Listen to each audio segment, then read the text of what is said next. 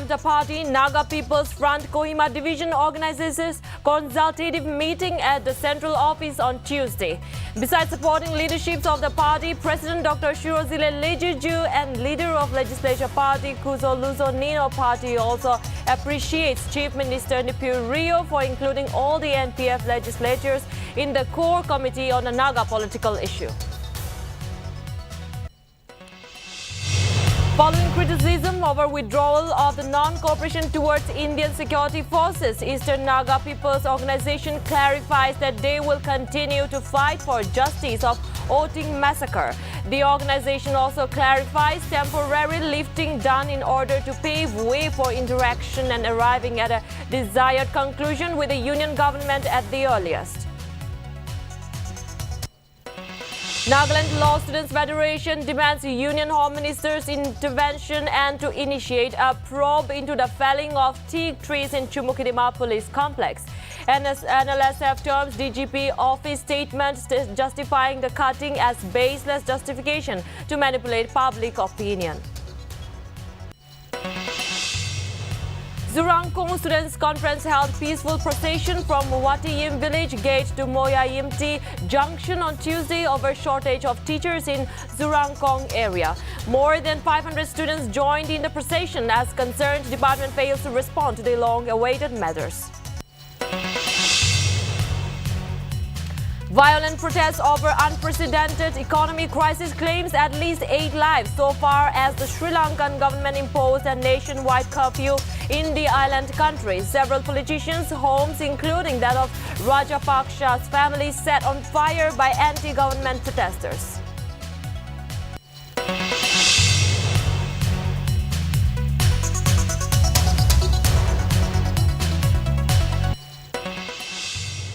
Hello viewers, I'm Rinki Gogoi and you're watching Nagaland TV News now. Let's see more of the news in details. In a move to revamp the party, the Naga People's Front Kohima Division had a consultative meeting. The meeting was held along with the assembly constituencies and the village unit under the Kohima Division. The meeting was held on 10th May 2022 at the central office. The party adopted few resolutions during the meeting. The party resolved to uphold and support the leadership of President Naga People's Front, Dr. Shirozile Lejiju, and leader of NPF Legislature Party Wing Kuzoluzo Nino. The party congratulated the leader of NPF Legislature Party Wing Kuzoluzo Nino on his appointment as a co-chairman of the United Democratic Alliance. The party also appreciated the Chief Minister Nltv Rio for including all the NPF legislators in the core committee on the Naga political issue. The division further reaffirmed its fullest preparedness for the next general election 2023 under the leadership of the NPF if election is conducted.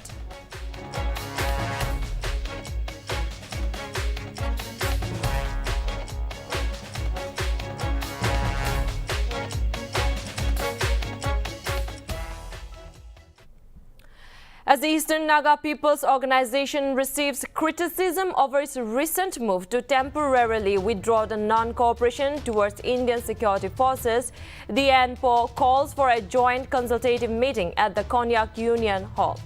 The organization, after meeting, issued a press release where it stated that the organization has not given up their stand and that they will continue to fight for justice against the barbaric acts meted out to the innocent civilians on December 4 and 5 in 2021 at Oting Village and Mon Town respectively.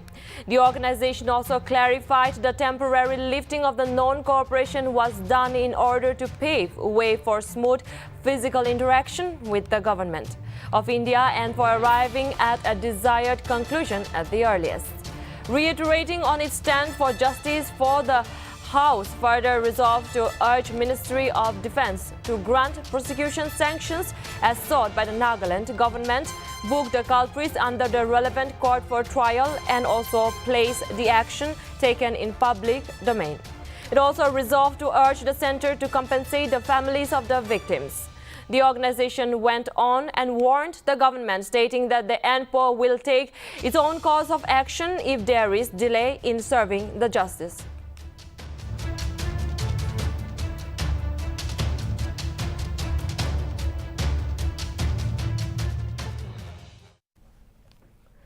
The Nagaland Law Students Federation has demanded the Union Home Minister's intervention and to initiate a probe into the felling of teak trees in Chumukidima Police Complex, reportedly planted during the 1980s in the police complex.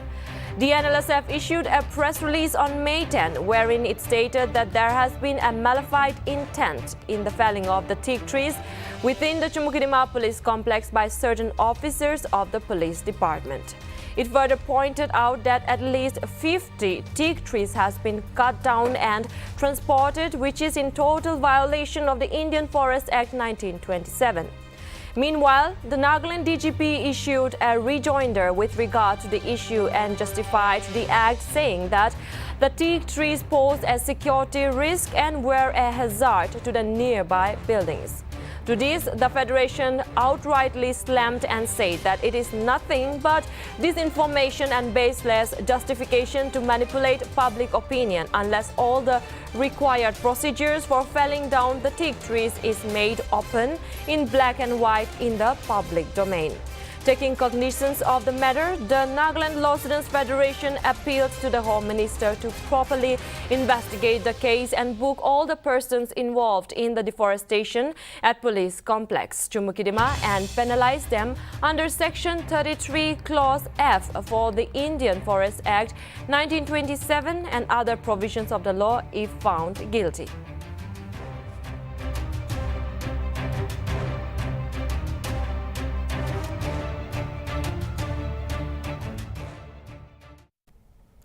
The Zurangkong Students' Conference held a peaceful procession from Watiyim Village Gate to Moyimti Junction on Tuesday. Notably, the procession covered a distance of 8 kilometers over a shortage of teachers in the Zurangkong area. It is to be mentioned that more than 500 students joined in the procession as the concerned department failed to respond to the long-awaited matters. The TMK submitted a copy of representation letter to Zurangkong Border Magistrate Atsumba Walling as well as to SDEO Mangkong Lemba. In the attachment letter, the TKM stated that a total of 14 teachers were required, ranging from mathematics, science, Hindi and other subject teachers. As per TKM data, there are 778 students enrolled in various government schools under Zurangkong range.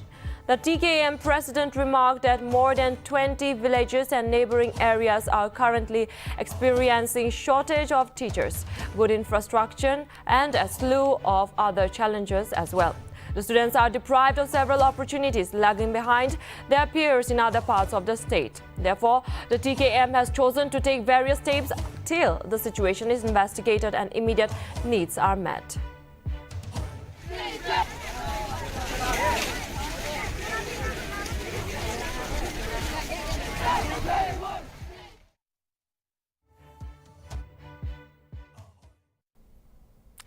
The Nationalist Democratic Progressive Party 27 Mokokchung Town Assembly Constituency Women Organization held a consultative meeting on May 10, 2022. The meeting was attended by the party workers from all 5 wards of the constituencies. During the meeting, President of the Women Organization NDPP Mokokchung Region, RN Lapongen, exhorted the gathering and stressed on the various responsibilities the party members should take up.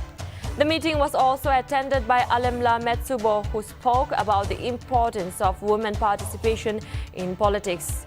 Each unit presidents of the constituency shared their responsibilities to be carried out under their respective units.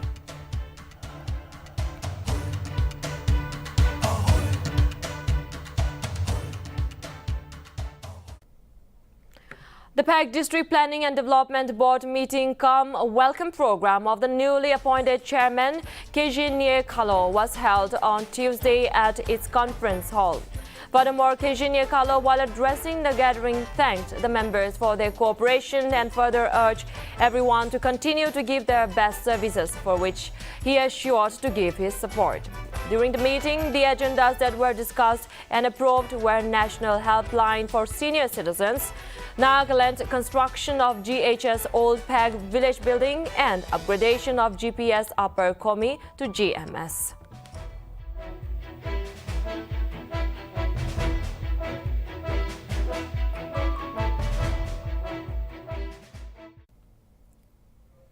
The Seminyu District Planning and Development Board meeting is scheduled to be held on 18th May 2022. Notably, the meeting will be held at 11 a.m. in the official chamber of the Deputy Commissioner of Seminyu. It is to be mentioned that all the DPDB members have been requested to make it convenient and attend the meeting positively.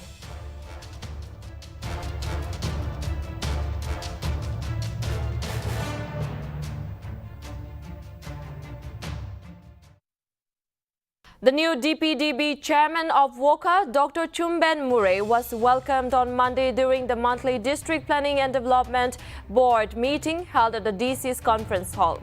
In Woka, notably during the meeting, Vice Chairman DPDB and DC Woka, Orentang Lota, congratulated the new DPDB chairman and assured on behalf of the board members to extend full cooperation during his tenure. Furthermore, Dr. Chumben Murray, while addressing the gathering, thanked the Chief Minister and the Planning Minister for having faith in him to be the chairman of the August House. He further urged all the board members, especially the development departments, to do well and contribute accordingly for the benefit of the welfare of the society and to bring change in the district.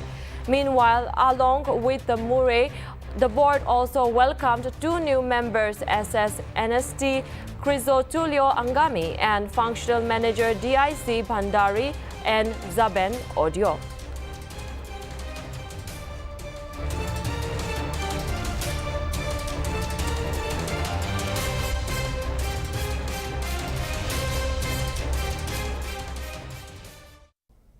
The Anglers Association Nagaland held its first official meeting at the Nltv Resort on May 7 to discuss on observing World Fish Migration Day on May 21 throughout the state in coordination with all its district chapters. AAN President Wati Nuksung Chamir, while addressing the program, stressed on the need to conserve and protect the river ecosystems and called upon the members to be responsible citizens. AAN President further informed the anglers to work with the motto where passion meets conservation and promote sustainable fishing. Jamir further stated that Nagaland has 9 major and 11 minor rivers with vast potentials for promoting ecotourism through angling and 149 different species of fishes, out of which 111 species are endemic freshwater ornamental fishes. Meanwhile, on behalf of the outing office bearers, Ricky Ozukum congratulated the new team and urged them to work selflessly and with dedication for the growth of the association.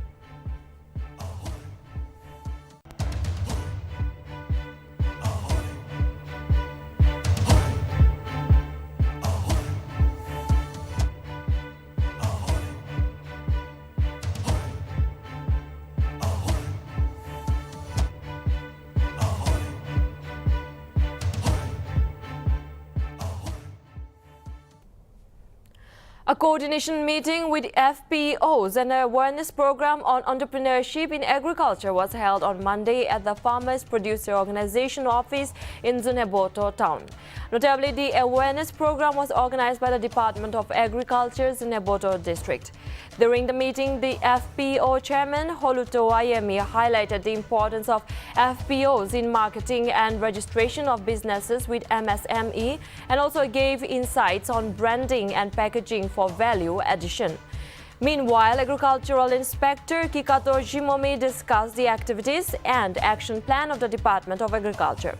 Furthermore, Priyanka Kumar from the Ministry of Skill Development and Entrepreneurship spoke about the benefits of FPOs in reducing production costs and logistical management, schemes available for the FPOs and SHGs, and the potential of food processing units as an enterprise, while Iloka Yepto from NSRLM also spoke. It is to be mentioned that the program ended with a discussion with farmers on the entrepreneurial challenges faced by them and possible solutions.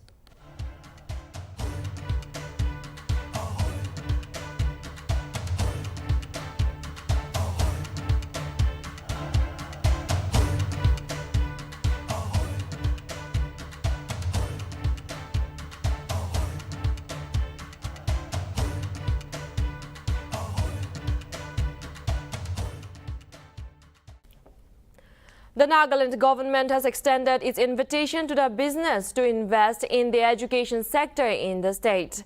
The advisor for technical education and electronics, Meadow Yoka, while addressing the inaugural function of the first Nagaland EduConnect Conclave 2022 on Tuesday, said that there is a huge opportunity for investors to come in to set up schools, colleges, educational trusts, technical colleges, etc. in Nagaland, which will definitely be a win-win situation for all parties involved. Furthermore, the minister informed that even after almost 60 years of statehood, Nagaland is yet to have its own medical and engineering college started, though they are in the pipeline. On the other hand, Nagaland School Education and SCERT advisor K.T. Shukallo was optimistic that the conclave would serve as an enabling springboard for potential investment in the state in the education sector.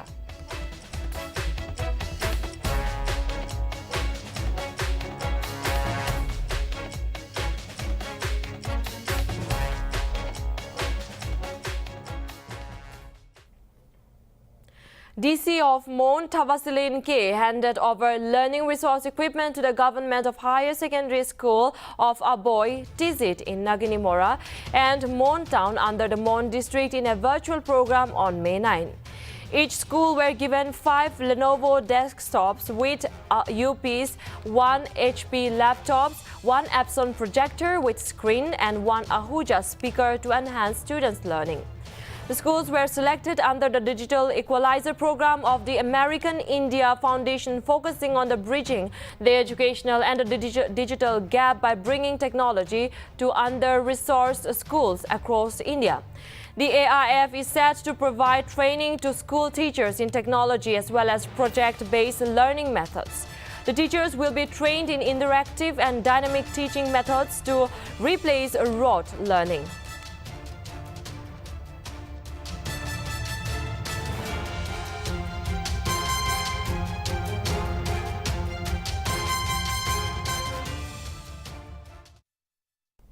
To give a boost and strengthen the state police network, crime and criminal tracking network and system was launched at 13th new police stations in Nagaland on Tuesday. Notably, the CCTNs were launched by Nodal Officer and Additional Director General of Police Renchamo P. Kikon at the Conference Hall of Police Headquarters in Kohima in the presence of Assistant Nodal Officer and Superintendent of Police Manoj Kumar.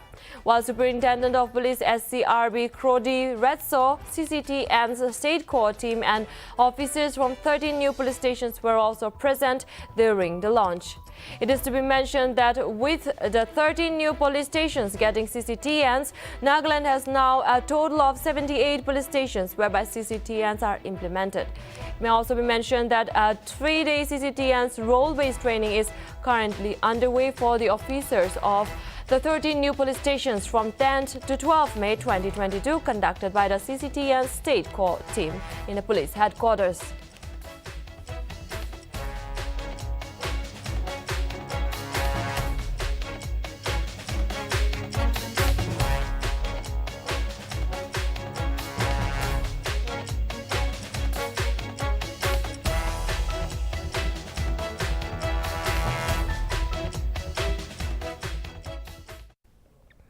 The Nagaland State Biodiversity Board is all set to celebrate the International Day for Biological Diversity on 20 May 2022. Notably, the celebrations will be held under the theme Building a Shared Future for All Life at the Regional Center of Excellence for Music and Performing Arts Hall in Jotsama in Kohima. Furthermore, during the function, the revised Nagaland State Biodiversity Strategy and Action Plan document will also be formally released, which will be followed by a technical session on the NSBSAP and a panel discussion under the theme Transforming Nagaland Biodiversity Strategy Action Plan into Action. Reportedly, representatives from the Rajya Sabha Forest Minister, Forest Department and State Biodiversity Board of Nagaland and from neighboring states and representatives from the German Embassy, Ministry of Development of the Northeastern Region, National Biodiversity Authority, Zoological Survey of India, Botanical Survey of India, universities and all the organizations departments, institutions, or the Biodiversity Management Committee and other local bodies will be involved in the formulation of the NSBSAP.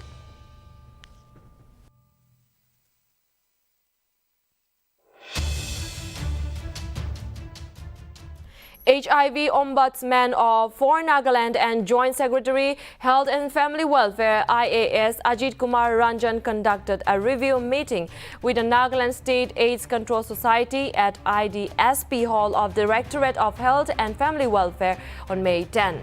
During the meeting, Ombudsman deliberated on the activities that has been carried out and suggested for more dissemination of the Act in all the districts, especially at the sub-districts level. More than 79 complaints officers have been designated by various departments and establishments under the state government to protect the HIV-affected persons at the workplace. The details of the complaints officers are uploaded on the Ombudsman website.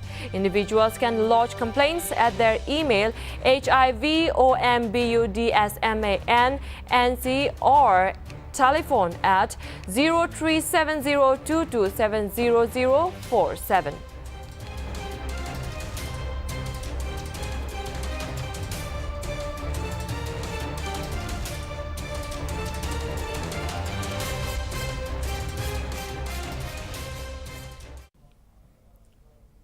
Prime Minister Narendra Modi on Tuesday attended the Defence Investiture program at the Rashtrapati Bhawan near New Delhi. The ceremony saw conferment of gallantry awards and distinguished service decorations. Modi tweeted on the social media platform Twitter on attending the investiture ceremony.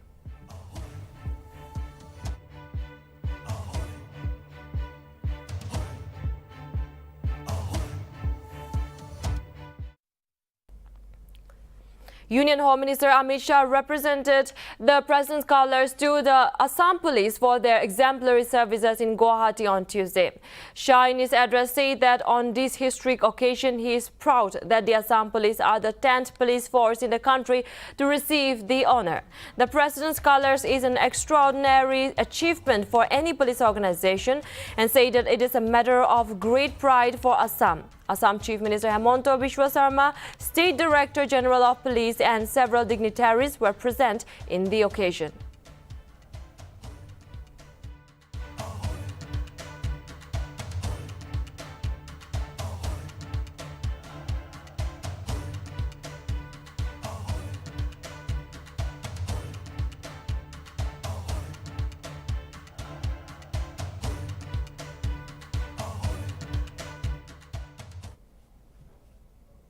Sri Lankan Chief of Defence Staff and Commander of Army General Shavendra Silva on Tuesday refuted the allegations made on armed forces poised to shoot at the general public to provoke them.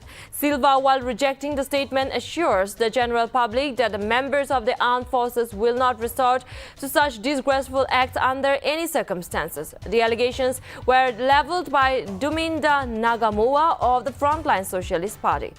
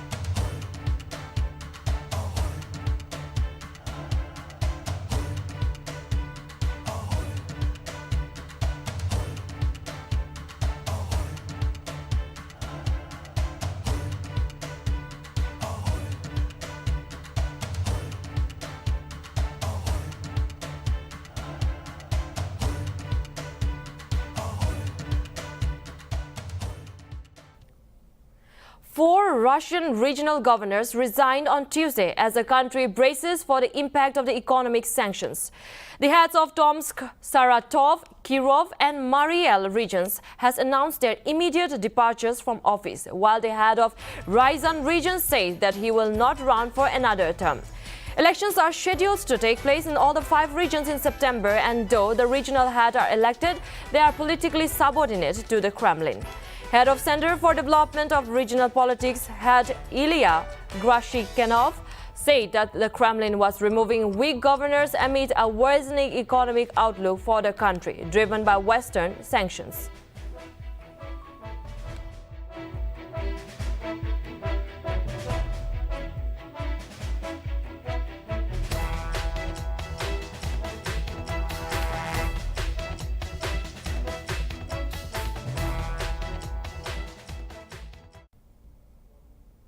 The violent protests over the unprecedented economic crisis have claimed at least 8 lives so far on Wednesday, even as the government imposed a nationwide curfew.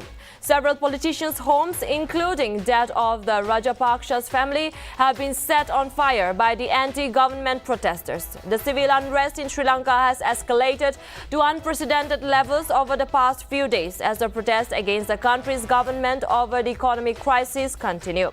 Mahinda Rajapaksa, who resigned as the Sri Lankan Prime Minister on Monday, is facing calls for arrest for inciting violence that claimed at least 8 lives. On the other hand, President Gotabaya Rajapaksa will have talks on Wednesday with the ruling party dissidents and the main opposition SJB to end the political impasse after the resignation of Prime Minister Mahinda Rajapaksa.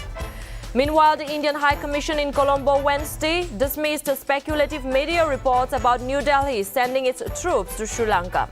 It reiterated that Ministry of the External Affairs stance that India is fully supportive of Sri Lanka's democracy, stability and economic recovery. Earlier, the Commission denied reports that certain political persons and their families have fled to India. These are fake and blatantly false reports devoid of any truth or substance. High Commission strongly denies them, says the Indian Commission in Colombo.